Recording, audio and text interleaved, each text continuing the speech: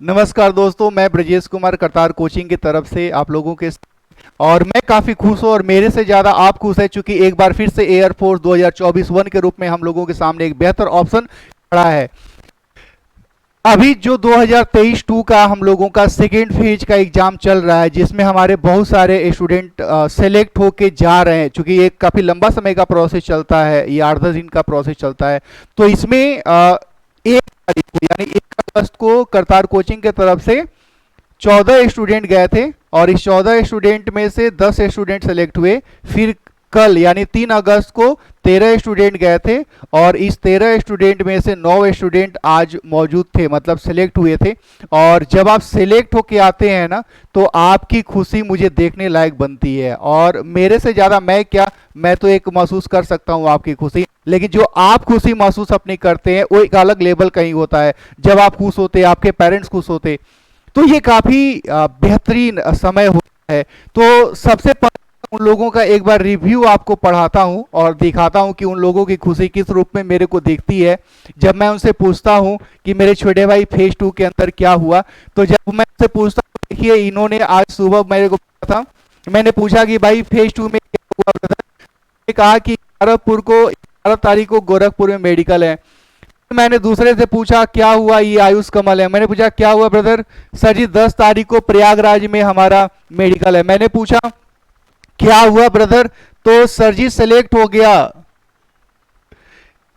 और इस तरह से बहुत सारे लोग हैं। पिछले 2 दिन में अभी हुआ है, आज भी 4 तारीख को हम लोगों का है। तो जब आप ये मैंने कभी स्लाइड लगाया है, ऐसे 16 जितने भी लोग 10 और 9 19 लोग सेलेक्ट हुए, 19 के 19 लोगों का जब रिव्यू मेरे पास आया, तो आप लोग जब लिख के भेजते हैं ना सर जी मैं सेलेक्ट हो गया, और सेलेक्ट हो गया के तहत जितनी खुशी दिखती है ना, ये मुझे काफ़ी शानदार लगता है। और आपकी मेहनत आपके सामने होती है, आपके रूप में होती है, आपके फोर्स के रूप में, जिस रूप से आप काम किए हुए थे, आपकी मेहनत आपके साथ साथ चलती है। तो मैं उनसे पूछा जब उस फेज 1 के अंदर सेलेक्ट हुए थे, और जब फेज 1 के अंदर सेलेक्ट होने से ठीक पहले एक हम लोगों का कोर्स चलता है, उससे पहले वो मिले थे। और उस टाइम उन्होंने मुझसे कहा था कि सर जी हम लोग कैसे पढ़ें, क्या पढ़ें ताकि मेरा सिलेक्शन हो जाए।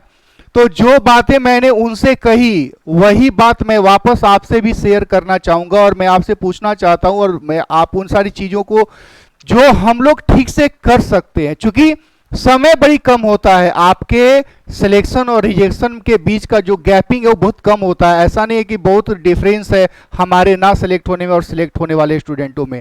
तो ये अंतर किस रूप में है भाई, जो सिलेक्ट हो गए और जो नहीं सिलेक्ट हुए उनमें होता है। क्या जो सिलेक्ट हो गए वो पढ़ने में बहुत तेज होते और जो सिलेक्ट नहीं हुए वो बहुत कमजोर होते, ऐसा होता है क्या? तो मेरा मानना है कि ऐसा नहीं होता, और मैं थोड़ी देर बाद ये आपसे भी कहूंगा और मैं दिखाऊंगा कि ये इस रूप में हम लोगों के सामने कैसे है। तो आखिर वो कौन सी ऐसी गलती है जिसे हमें नहीं करना है, उससे पहले हम लोग अपनी बातों को इस रूप में आगे बढ़ाएं। बहुत सारे लोगों ने मुझसे कहा भी था, फोन करके पूछा, कुछ लोगों ने मैसेज किया कि सर जी मेरा पहला एग्जाम है, एग्जाम कैसे होता है, कौन कौन सब्जेक्ट, कैसे पेपर, उन सारी चीज़ों के ऊपर आप फोकस थोड़ा सा कर दीजिए। मुझे एक्स ग्रुप भरना चाहिए, वाई ग्रुप भरना चाहिए या बोथ भरना चाहिए, किन किन चीज़ों के ऊपर हम लोगों को फोकस करना चाहिए। तो ये सब सारी बातें हम लोग अपने इस वाले हैं कि हमारा रिटेन अपना एग्जाम कैसे होगा, किस लेवल का होगा, उसका कट ऑफ क्या रहने का संभावना है, जो अक्टूबर में अभी एग्जाम होगा, हमको कितना पढ़ना है, किन चीज़ों के ऊपर पढ़ना है। तो चलिए उन सब चीज़ों के ऊपर हम लोग थोड़ी देर बात कर लेते हैं। तो चलिए मैं दिखाता हूं कि एग्जाम पैटर्न हम लोगों का क्या है और किस रूप में है। तो एग्जाम पैटर्न में सबसे पहले तो मैं आपसे ये पूछना चाहूंगा कि जैसे हम लोगों का जो एग्जाम है, 2 चीजें हैं ब्रदर। मैंने कहा कि जो लोग फेज 2 में अभी सिलेक्ट हो रहे हैं उनकी खुशी काफी अलग लेवल की है। मैं चाहता हूं कि आप भी खुश हो, मैं क्या आपके पेरेंट्स चाहते होंगे, करतार का पूरा जिस लोग से आप जुड़े हैं सारे लोग चाहते हैं कि आप एक बेहतर पोजीशन में हो, सिलेक्ट हो। तो लेकिन इस खुशी में थोड़ा सा हम लोगों को एक प्रॉपर केयर करना होगा। किन चीजों को करना होगा? 2 चीजें हैं। जैसे एक होता है नॉलेज गेन करना, एक होता है नॉलेज गेन करना और दूसरा होता है एग्जाम में पास होना। तो यहां पे अगर हम लोग देखें, एक है नॉलेज गेन करना, दूसरा है एग्जाम में पास होना। तो अगर हम लोग देखें तो हम लोगों को एग्जाम से पहले या एग्जाम के प्रिपरेशन के दौरान किन चीजों को केयर करना चाहिए।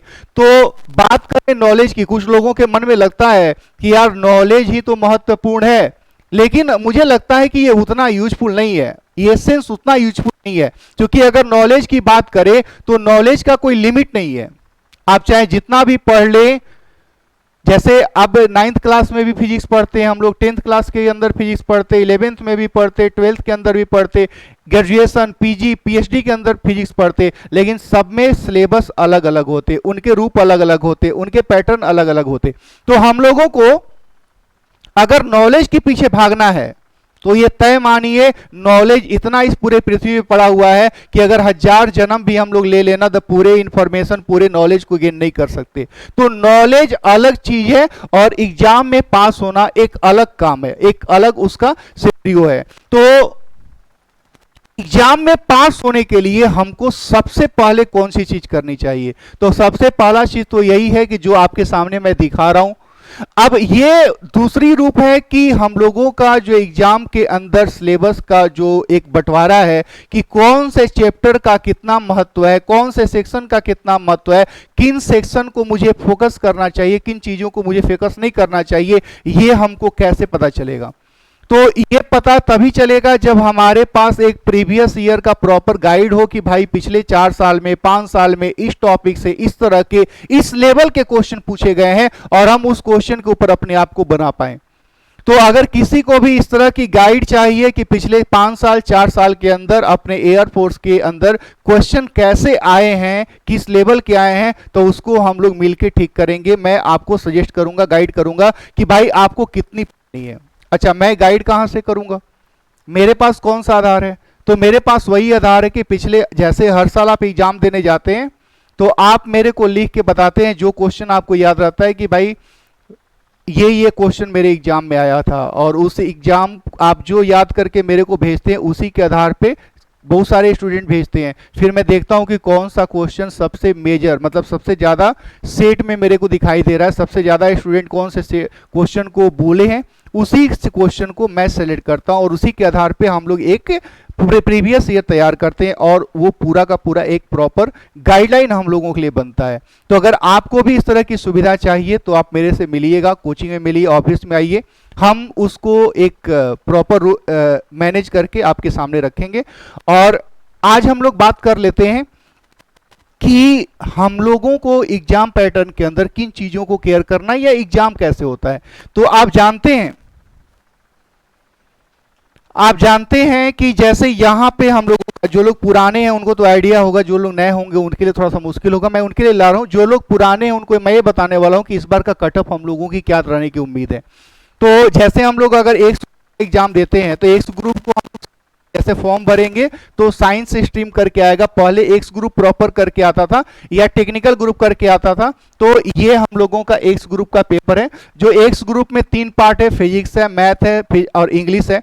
यहाँ पे ये थोड़ा सा एरर हो गया है, इसको आप ये लिखा हुआ है 25, ये 20 है।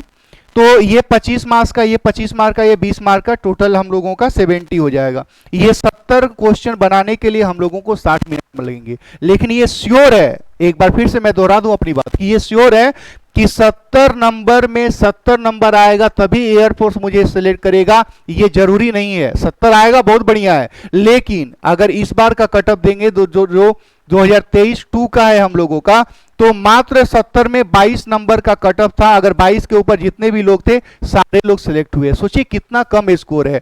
और ये स्कोर कब तक हम लोगों के सामने रहने वाली है, सुविधा कब तक हम लोगों के सामने रहेगी, ये कहना मुश्किल है। भारत एयरफोर्स हम लोगों के फेवर में कब तक काम करेगा ये भी कहना मुश्किल है, क्योंकि इतना कटअप पिछले 15 साल के कैरियर में मैंने नहीं देखा है कि 20 नंबर 22 नंबर पे हम लोग का एयरफोर्स का सिलेक्शन होता हो, लेकिन ये मैंने इस बार देखा है। तो आपको देखना ये है कि हम लोगों का फिजिक्स का ये है, मैथ का ये है। कुछ लोग पूछ रहे थे कि क्वेश्चन कैसे खुलता है, 60 मिनट हम लोगों का दिया है, तो क्या 60 मिनट के लिए पूरा का पूरा 1 से 70 तक क्वेश्चन ओपन हो जाता है, या उसमें बाउंडिंग रहती है? तो बिल्कुल बाउंडिंग रहती है ब्रदर। जैसे ये हम लोगों के बिगिनिंग का 20 मिनट है, तो उसमें हम लोगों का कोई एक पेपर खुलेगा, मान लेते हैं फिजिक्स ओपन हो गया, 20 मिनट तक ये क्वेश्चन पेपर हम लोग के सामने ऐसे मूव करता रहेगा। जैसे ही 20 मिनट के आसपास टाइम जाएगा, तो फिर अगले 20 मिनट देंगे, फिर अगले 20 मिनट के लिए इंग्लिश का पेपर ऑन होगा और हम लोग उसको दे पाएंगे। जो लोग केवल एक्स ग्रुप का फॉर्म भरेंगे उनका इस तरह से पैटर्न खुलेगा। ऐसा नहीं है कि हमारा पहला मिनट शुरू हो गया और क्वेश्चन नंबर 1 से लेकर 70 नंबर तक पूरा का पूरा हमको दिखाई दे रहा, हम लोग बना सकते हैं, ऐसा नहीं है, वो बाउंडिंग के साथ में। अब जो लोग वाई ग्रुप का एग्जाम देंगे उनके लिए पेपर देख लेते हैं कि उनके लिए पेपर हम लोगों के पास क्या रहेगा। तो उनके लिए जो पेपर रहेगा हम लोगों का वह इस रूप में रहेगा। ये साइंस, ये हम लोगों का वाई ग्रुप का हो गया। इसको अदर देन साइंस के रूप में इंडिकेट करता है। जो अभी का फॉर्म हम लोगों का आता है ये अदर देन साइंस करके आता है, और इसके 2 ही पार्ट होते हैं। तो 2 ही पार्ट होते हैं। अगर आप केवल वाई ग्रुप का फॉर्म भरें तो हमारे पास 2 ही पार्ट होगा, एक इंग्लिश होगा और एक रागा होगा। तो यहाँ पे हम लोगों का 50 है, 45 मिनट का है, तो वापस ये 20 मिनट के लिए हम लोगों के पास पेज खुलेगा जिसमें हम लोग इंग्लिश दे पाएंगे, और अगले 25 मिनट के लिए हम लोगों के पास रागा का खुलेगा जिसको हम लोग यहाँ पे दे पाएंगे। तो रागा में कौन कौन सेक्शन होते हैं? तो आर का मतलब यहाँ पे रीजनिंग लिखा हुआ है, ए का मतलब अर्थमेटिक मैथ लिखा हुआ है हम लोगों का, और जीए का मतलब जनरल अवेयरनेस है। तो अगर 30 नंबर में बंटवारा कैसे कैसे होता है, कितने कितने नंबर की होती है, तो पिछले बार ऐसे बहुत सारे सेट रहे हैं जिसमें हम लोगों का रीजनिंग 15-15 क्वेश्चन है। बहुत सारा सेट ऐसा रहा है जिसमें अर्थमेटिक मैथ 15-15 नंबर का रहा है।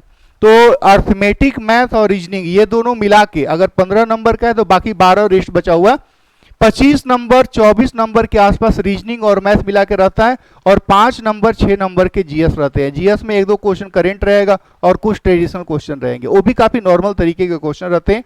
काफी इंफॉर्मेशन, बहुत ज्यादा उसमें डीप में जाने की जरूरत नहीं है, काफी नॉर्मल तरीके से। लेकिन अगर जिनका रीजनिंग और मैथ बेहतर है, वो समझिए कि रागा के अंदर 20, 25, 26 नंबर लेके आ जाएंगे।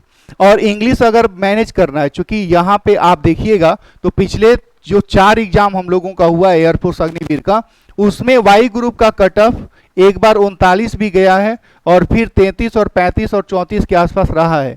एक बार हम लोगों का 29 गया हुआ है, इस तरह से करके। यानी ये स्कोर कार्ड हम लोगों का जो कट ऑफ स्कोर है वाई ग्रुप का, ये इस रूप में रहा है। एक बार 39 गया है, सबसे न्यूनतम 29 रहा है, और बीच में 34 और 35 के आसपास था। मुझे एग्जैक्ट नहीं है, लेकिन ये 34-35 के ही आसपास था।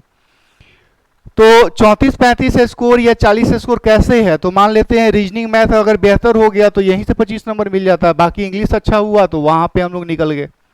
तो इस तरह से हम लोगों का वाई ग्रुप का जो मेरिट बनता है ना, वो लगभग 40 के ऊपर ही बनता है। पिछली बार थोड़ा सा कम था, लेकिन ये 40 के राउंड में इसके मेरिट बनती है। सबसे ज्यादा कंफ्यूजन ना बोथ वालों के लिए, बोथ वाले काफी डरे रहते हैं। उन्होंने कई बार तो मेरे से पूछा कि सर जी बोथ के अंदर, अगला स्लाइड है हम लोगों का बोथ का, आप देखिएगा।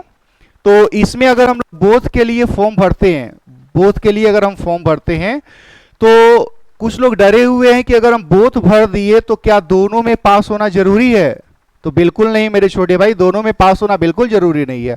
अगर हम एक्स ग्रुप में पास हो गए तो मेरा एक्स ग्रुप में नाम आ जाएगा, अगर हम वाई ग्रुप में पास हो गए तो हमारा वाई ग्रुप में नाम आ जाएगा, हम दोनों में पास हो गए तो मेरा नाम दोनों ही जगह आएगा। ऐसे बहुत सारे कैंडिडेट इस बार रहे हैं जिनका दोनों जगह मेरिट बनी हुई है और दोनों जगह उनका रोल नंबर लिखा हुआ है फेज 2 के लिए।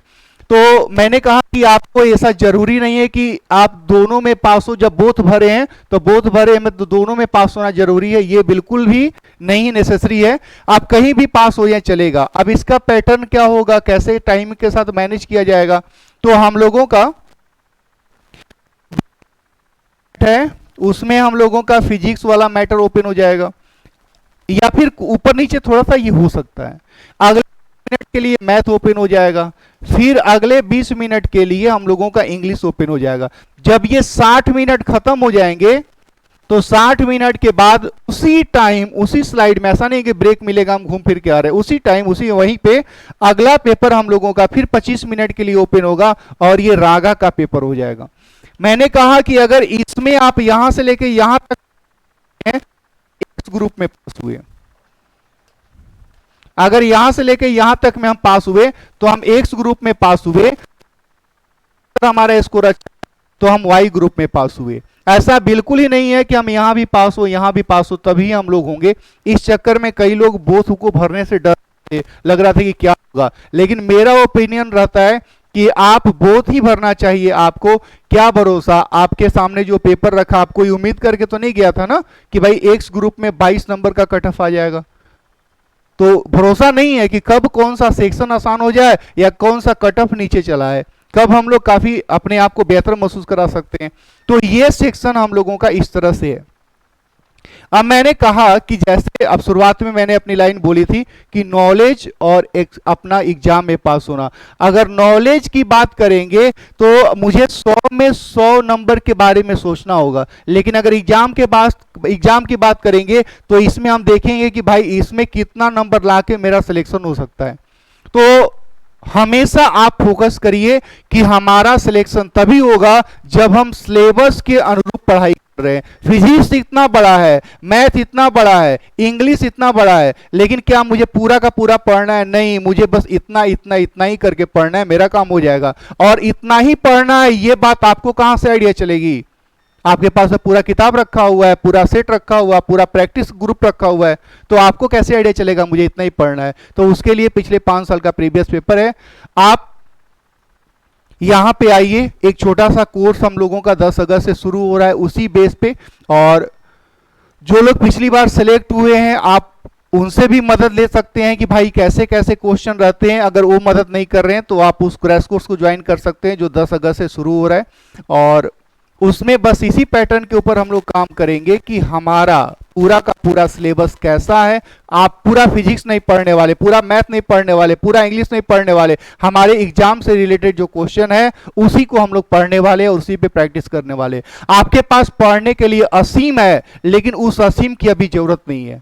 आपके पास पढ़ने के लिए अनलिमिटेड इंफॉर्मेशन है, लेकिन उसकी जरूरत नहीं है। हमारी जरूरत और आपकी खुशी के बीच में बस एक ही चीज है, वह है सिलेबस। अगर हमने उसे ठीक से कर लिया तो मेरा काम हो जाएगा। अदरवाइज फिर से वही है कि इस बार फॉर्म भरेंगे, अगली बार फॉर्म भरेंगे, अगली बार फॉर्म भरेंगे, अगली बार फॉर्म भरेंगे, क्योंकि हमको यही नहीं पता है कि हम पढ़ने वाले क्या हैं, हमें कितना पढ़ना है। और हम लोग डे बाई डे ऐसे ही क्रॉस जाते हैं, फिर एक एग्जाम से दूसरा एग्जाम, दूसरा से तीसरा एग्जाम, तीसरा से चौथा एग्जाम, ऐसे की ओर मूव होते जाते हैं। लेकिन मैं चाहता हूं कि जो अपनी अक्टूबर में एग्जाम होने वाला है वो आपका अंतिम और पहला एग्जाम बने, और पहला नहीं है तो अंतिम जरूर बन जाए।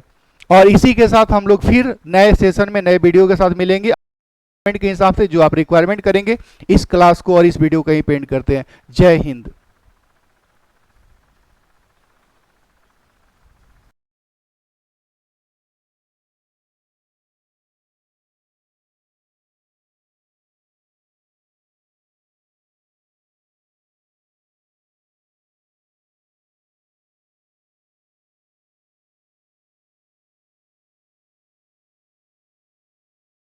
जाते जाते एक बात यहां पे, हवाओं के भरोसे मत उड़, चट्टाने तूफानों का भी रुख मोड़ देती हैं। अपने पंखों पे भरोसा रख, हवाओं के भरोसे तो पतंगे उड़ा करती है। मेरे दोस्त, हम लोगों को ऐसा कोई भी मटेरियल, ऐसा कोई भी संसाधन नहीं बना है जो हम लोगों को अपने चीजों को अपने परिणाम तक पहुंचा दे। वह एक सहायक हो सकती है लेकिन डिसाइडर नहीं हो सकती। कोई भी कोचिंग, कोई भी टीचर आपके लिए सिर्फ गाइडर हो सकता है, डिसाइडर नहीं हो सकता है। डिसाइडर हम खुद बनते हैं अपनी चीजों को, और मैं चाहता हूं कि आप खुद अपने आप के डिसाइडर बने। लेकिन मेरा भी एक वादा है कि आप अगर मेरे अनुसार काम करते हैं तो निश्चित तौर पे आपकी सफलता अगर साल भर में मिलनी है तो वह 2-3 महीने में मिलेगी, ऐसा मेरा भरोसा है। और ये मैं खुद अपने बेस पे नहीं कहता हूं, आपके एक्सपीरियंस के बेस पे कहता हूं। और आज की क्लास को वापस यहीं पेंड करते हैं। जय हिंद।